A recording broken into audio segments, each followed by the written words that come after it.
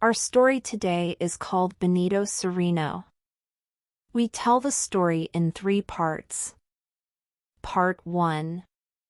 Captain Benito Cereno hurried aboard his ship. It was ready to sail.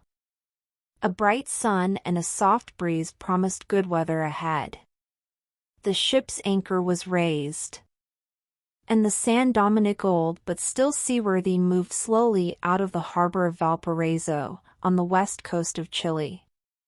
It was carrying valuable products and slaves up the Pacific coast to Callao, another Spanish colonial port near Lima, Peru. The slaves, both male and female, slept on deck. They were not chained, because their owner, Don Alexandro, said they were peaceful. The San Dominick moved steadily forward under a clear sky. The weather showed no sign of change. Day after day, the soft breeze kept the ship on course toward Peru. Slave traffic between Spain's colonial ports in this year of 1799 had been steady. But there were few outbreaks of violence. What happened, therefore, on board the San Dominick could not have been expected. On the 7th day out, before daybreak, the slaves rose up in rebellion. They swept through the ship with handspikes and hatchets, moving with the fury of desperate men. The attack was a complete surprise. Few of the crew were awake. All hands, except the 2 officers on the watch, lay in a deep, untroubled sleep. The rebels sprang upon the 2 officers and left them half dead. Then, one by one, they killed 18 of the sleeping crew. They threw some overboard, alive. A few hid and escaped death. The rebels tied up 7 others, but left them alive to navigate the ship. As the day began to break, Captain Cereno came slowly, carefully up the steps toward the chief rebel leader, Babwa, and begged for mercy. He promised to follow Babwa's commands if he would only put an end to the killings. But this had no effect. Babwa had 3 men brought up on deck and tied. Then, the 3 Spaniards were thrown overboard. Babwa did this to show his power and authority, that he was in command. Babwa, however, promised not to murder Captain Cereno. But everything he said carried a threat. He asked the captain if in these seas there were any Negro countries. None, Cereno answered. Then, take us to Senegal or the neighboring islands of St. Nicholas. Captain Cereno was shaken. That is impossible, he said. It would mean going around Cape Horn. And this ship is in no condition for such a voyage.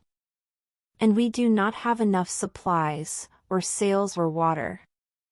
Take us there, anyway, Babwa answered sharply, showing little interest in such details. If you refuse, we will kill every white man on board. Captain Cereno knew he had no choice. He told the rebel leader that the most serious problem in making such a long voyage was water. Babwa said they should sail to the island of Santa Maria near the southern end of Chile. He knew that no one lived on the island. But water and supplies could be found there. He forced Captain Cereno to keep away from any port. He threatened to kill him the moment he saw him start to move toward any city, town or settlement on shore. Cereno had to agree to sail to the island of Santa Maria. He still hoped that he might meet along the way, or at the island itself, a ship that could help him. Perhaps, who knows, he might find a boat on the island and be able to escape to the nearby coast of Uruguay. Hope was all he had left. And that was getting smaller each day. Captain Cereno steered south for Santa Maria. The voyage would take weeks. 8 days after the ship turned south, Babwa told Captain Cereno that he was going to kill Don Alexandro, owner of the slaves on board. He said it had to be done. Otherwise, he and the other slaves could never be sure of their freedom. He refused to listen to the captain's appeals and ordered 2 men to pull Don Alexandro up from below and kill him on deck. It was done as ordered. 3 other Spaniards were also brought up and thrown overboard. Babwa warned Cereno and the other Spaniards that each one of them would go the same way if any of them gave the smallest cause for suspicion. Cereno decided to do everything possible to save the lives of those remaining. He agreed to carry the rebels safely to Senegal if they promised peace and no further bloodshed. And he signed a document that gave the rebels ownership of the ship and its cargo. Later, as they sailed down the long coast of Chile, the wind suddenly dropped. The ship drifted into a deep calm.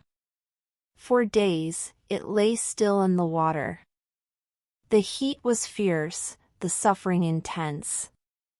There was little water. That made matters worse.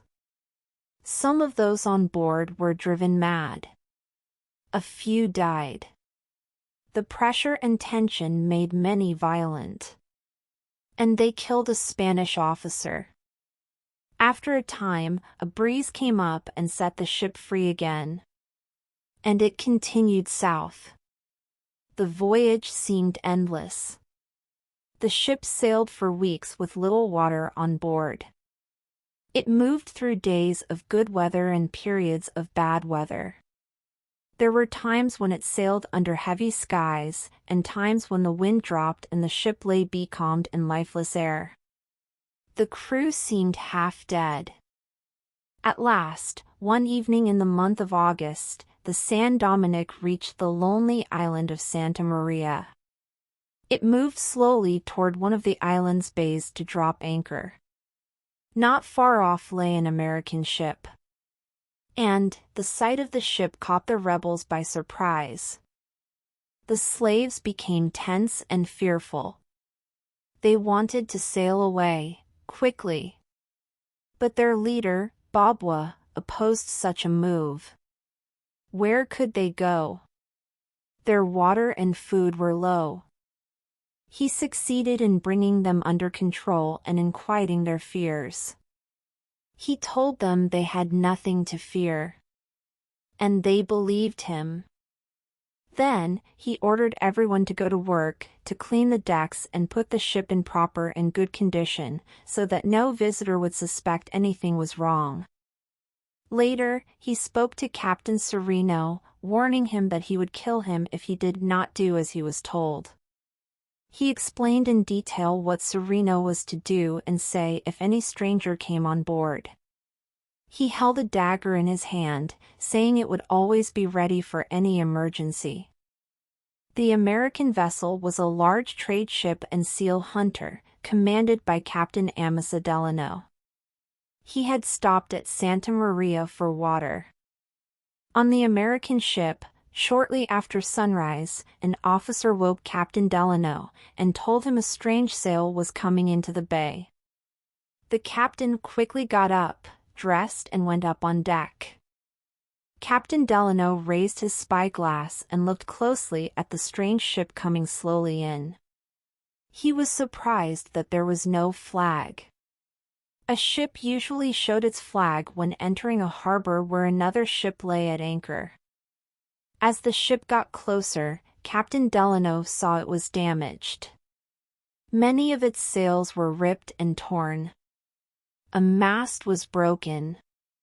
And the deck was in disorder. Clearly the ship was in trouble. The American captain decided to go to the strange vessel and offer help. He ordered his whaleboat put into the water and had his men bring up some supplies and put them in the boat. Then they set out toward the mystery ship. As they approached, Captain Delano was shocked at the poor condition of the ship. He wondered what could have happened. And what he would find. That will be our story next week.